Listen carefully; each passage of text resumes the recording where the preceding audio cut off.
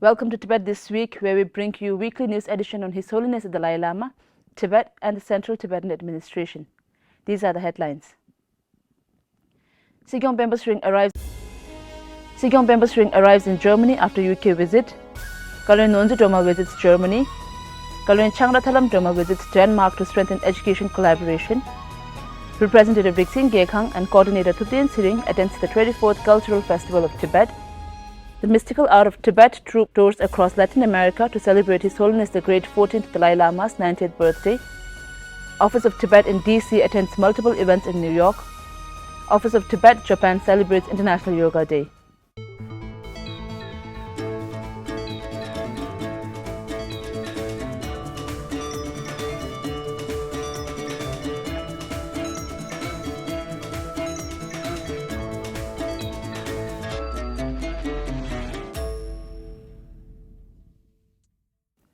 Sikyong Penpa's ring of the Central Tibetan Administration began his meetings and engagements in Germany on Tuesday this week after concluding his engagements in United Kingdom.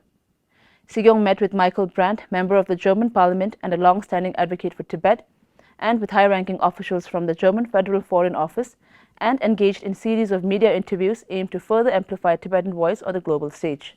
Upon reaching London last Saturday, Sikyong engaged in discussions with UK Parliament's All-Party Parliamentary Group for Tibet, aimed at aligning the UK more closely with emerging international legislative support for Tibet and to advocate for an official UK statement recognizing the Dalai Lama's sole authority to determine his reincarnation. He also interacted with a group of Tibetan youth at the London School of Economics and attended the annual festival of London School of Tibetan Language and Culture. Sikyong privately met with officials from the Foreign, Commonwealth and Development Office, including the head of China. One of the highlights of this visit was the handover of two rare historical documents, once belonging to Sir Basil Gault, the former British political officer in Sikkim, by his family, and Giles Peppiatt of Bonham's auction house. The documents, now destined for Tibet Museum in Dharamsala, marks a powerful symbol of historical continuity and cultural reclamation. Sikyong also sat down for an interview with the BBC Radio London's Breakfast Show. This week, Kalon of the Department of Information and International Relations, Central Tibetan Administration, met with Speaker of the Hamburg Parliament, Germany Ambassador to India, and many other dignitaries during an event celebrating the 11th India Week in Hamburg, Germany. On Thursday this week, Kalon spoke on the future of Tibetan leadership, insights on His Holiness the Dalai Lama's succession during a discussion hosted by the Frederick Naumann Foundation. Kalon along with other South Asian delegation, had military and diplomatic exchange with Commander Colonel Michael Iskemil and Chief of the German Navy Frank at the Theodor Stalzer Kaserne military base, received comprehensive briefing on the role of the state parliament in the federal system at the State Parliament of Schleswig-Holstein, introduced to the operational framework of the chamber at the Schleswig-Holstein Chamber of Commerce and Industry in Kiel. The team met with Thomas Beckmann, Mayor of Quickborn, and Annabelle Kramer, Chair of the Quickborn City Council and Deputy Speaker of the State Parliament Schleswig-Holstein at the Tibettv Detofban Himmelmoor. A team from the Department of Education, Central Tibetan Administration, led by Kalon Changra Tharlam visited Denmark to strengthen education collaboration, explore innovative teaching practices, and advance strategic fundraising initiatives to support Tibetan education. During the visit, the delegation engaged with senior officials, academic institutions and other relevant stakeholders, visited the school, Vedgard School in Gladsaxe Municipality, and the University of Absalon in Roskilde. At the university, Tizin Pema, Director of the Office of Education Council, introduced the concept of social, emotional and ethical learning to university staff and international students. Representative Rigzin Genkhang and coordinator Thupten Tsering attended the 24th Cultural Festival of Tibet this past weekend.